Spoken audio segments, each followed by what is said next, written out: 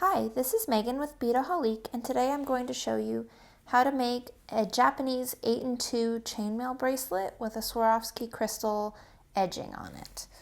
So the Japanese 8-in-2 chainmail weave is pretty simple. It's the same thing as a 4-in-1 except it's doubled, so you have 2 rings in each section instead of 1. You just have every ring has a partner. So I'm using, for this bracelet, I'm using black coated artistic wire chainmail rings. And the black coating is a little fragile. If you're just starting, you might want to try using one of the other finishes because the black can scratch off. So you just have to be careful with it. I'm using 2 different sizes of 20 gauge ring.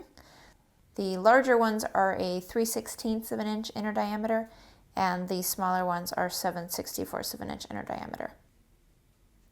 So to make the chainmail, you will need 2 pairs of chain nose pliers. You can also use a Beadsmith jump ring opener if you like working with that tool. It can be handy. I find that you do still need 2 pairs of pliers because some of the time when you really need to get in there to get your rings closed, you can't quite get in there with that. But it can be a time saver for parts of this. So to start, I'm doing 3 rings across for the width of my piece. So what I found with the doubled rings is that it's easiest to just do one first and then go back and put the other one in. So for the end and the beginning of our bracelet, we only want 2 loose rings. We don't need to have rings to connect to the other side. So for the very beginning, we're just going to start with 6 rings on that corner ring there. So I've already closed a few of my smaller jump rings. You can count out how many you'll need and close them ahead of time, or you can just close them one by one as you go. I'm going to start by putting 6 rings, 6 of the smaller rings onto the larger ring. And closing that up. And then I'm going to take a second large ring.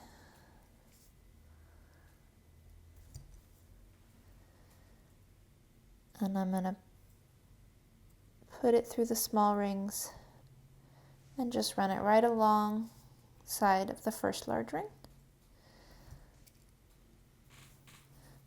And take another large ring, and we'll go to this middle ring of the first row there.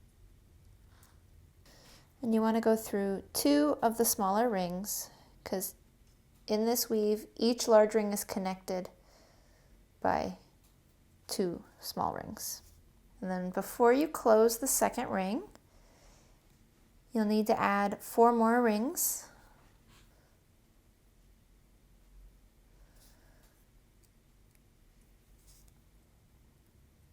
Close that up and then add in another large ring just right in next to the first one.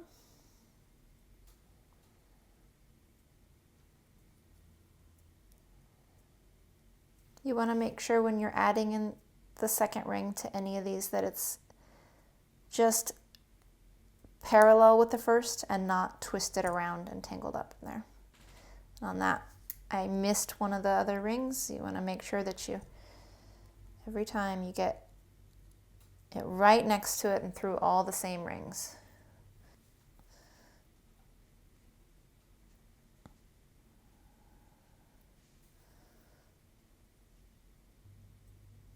It's a lot easier after you get going than it is to do the first section there. Okay, then we're going to do this last corner ring here.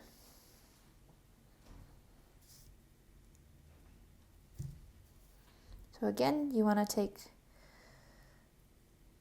2 of those rings, and then you're going to add 4 more because you need 6 off of each of those corners. Usually you'd have 8 on each one, or on each pair, which is why it's called 8-in-2.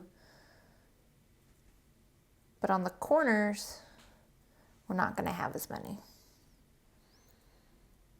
So put your 4 other rings on there, and then add on a second ring.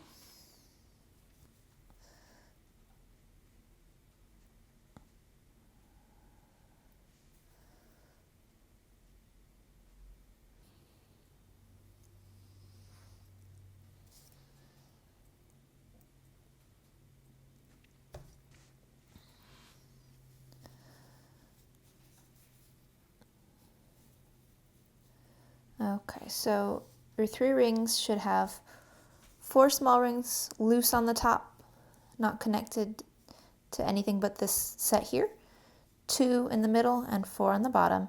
And just a side note, if you're just going to do a different project with the same weave with the Japanese 8 and 2, you wouldn't need these extra 2 rings at the top and the bottom on the edges if you're not going to connect further. We're doing that because we're going to string a beading wire with crystal beads on it. So that's why those loops are there. But if you're just going to do just the plain weaving, you can, on the ends, the edges, you can leave those off. So now we're ready to do our second row, and this is when it starts getting easier.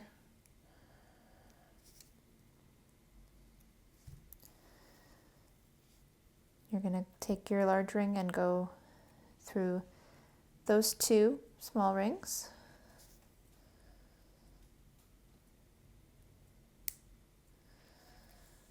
And then you're going to add in a second one.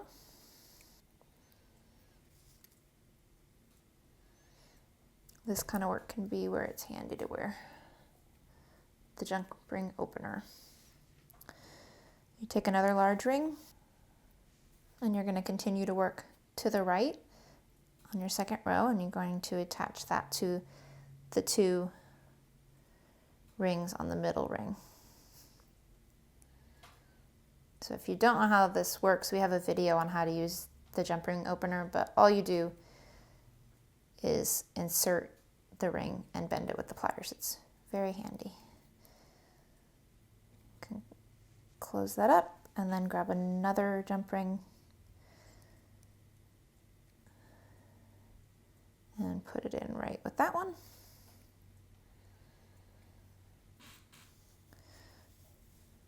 So that's 2 of the 3 for the next row. We're going to add into the bottom one there. And you're going to go right through those 2 jump rings there. And one more.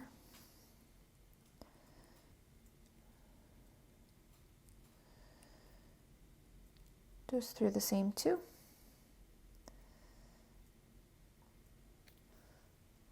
So now we have the next row of large rings, and we just need to connect them together with the small rings. So take a small ring, and you're going to connect these 2 large rings with those 2 large rings. So make sure you get all 4.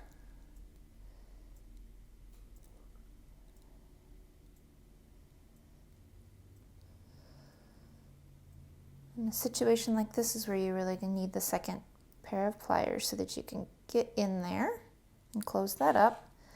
And then you're just going to add in another.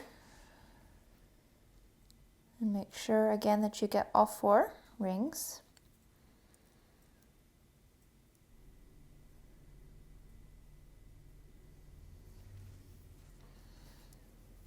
And then we need to connect this set of 2 rings to that set of 2 rings with the small rings, just like these 2.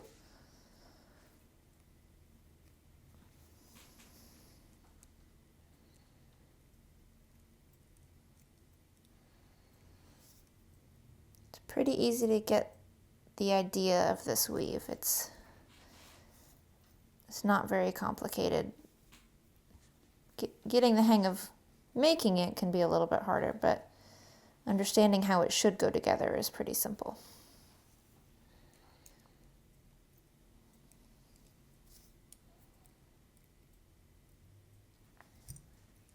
Okay, so then we have all 3 sets of large links for our second row. Now we need to do the small links that will connect to the next row and the small links that'll go on the top and the bottom to hold our beading wire. So you'll want to put 2 links to go to the next row and 2 links for the top on the top and the bottom, so 4 on the top and the bottom, and then you just need 2 to go across on the middle. So we'll put 4 into the top.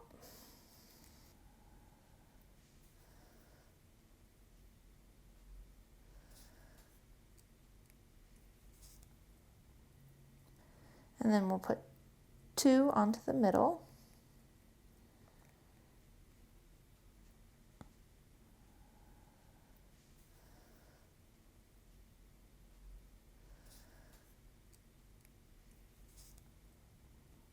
And then we're going to put 4 rings onto the bottom.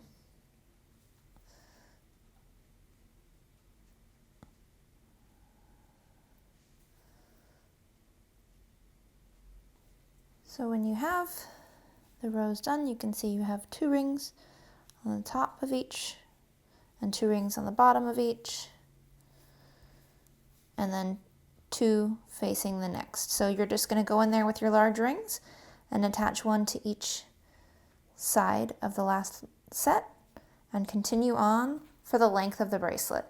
And as far as the length goes, you want the length to be pretty close to your natural wrist measurement. You can see mine is just about 1/4 of an inch shy. We're going to put in a magnetic clasp and some wire protectors. It's going to add a little bit of length, and I want this to fit pretty close, so I'm just gonna do it just shy of touching.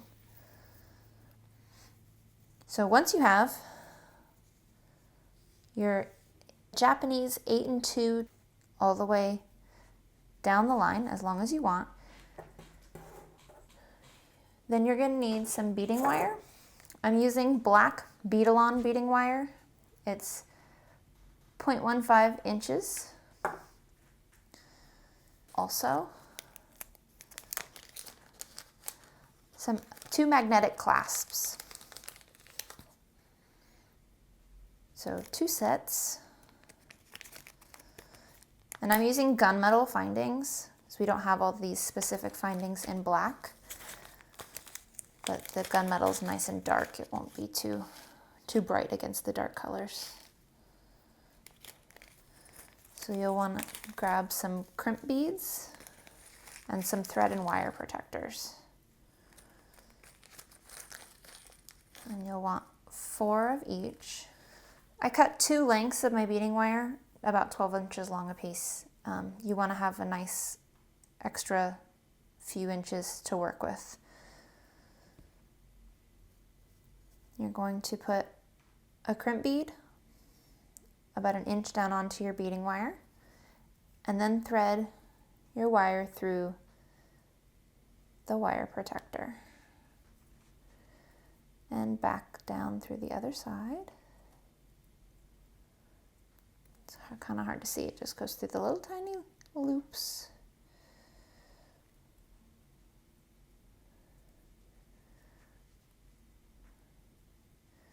And before you put it back through the crimp bead, you want to separate your magnetic clasp and put with the beading wire in the wire protector. You'll want to put the loose end through the loop on the clasp.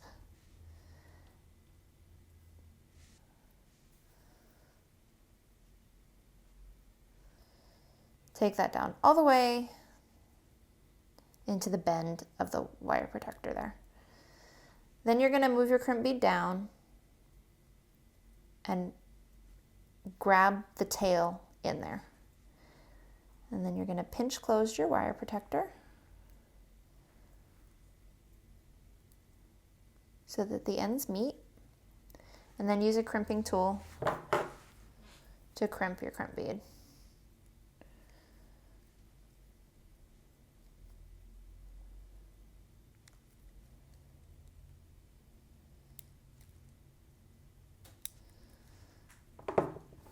And trim off the extra tail there. Then you're gonna take your nice finished off wire, and you'll need some 6mm Swarovski Bicone beads. I'm using purple velvet because I think that that dark purple color looks really pretty against the black.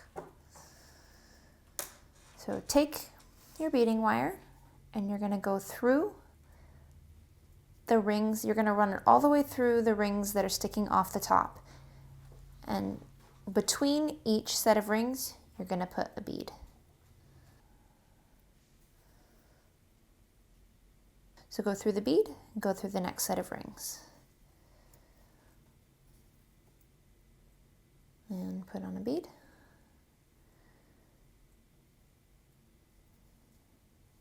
And go through the rings.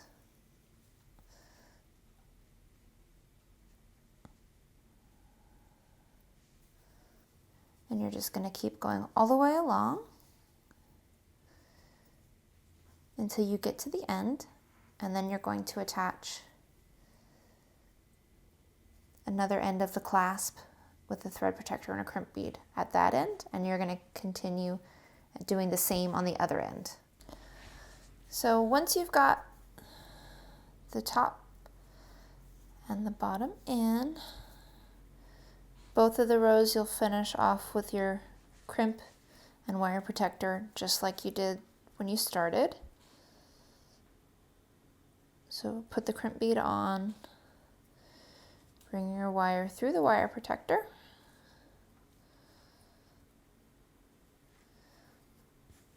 put the end of the clasp, and you want to make sure that you don't mix up your clasp ends. You want to make sure that you're connecting end to end the two that stick together. If you put the wrong halves together, they won't go together nicely. So you want to keep those straight when you're working. And then take that tail back through your crimp bead. And then you want to pinch down your thread and wire protector and go ahead and pull it snug. It's okay if this end goes into these rings. It'll just keep it snug, more snug. So pull on this end until it's right at the edge. You don't want to get in there too far because you won't be able to crimp it. And the magnetic clasps do tend to make friends with your pliers, so just be careful that you get it where you want. And then crimp that down.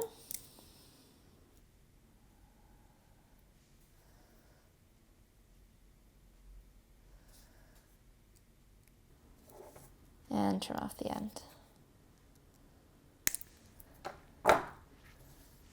So you'll finish both ends the same way, and your clasps will do that, but that's okay because once you put them together, they won't.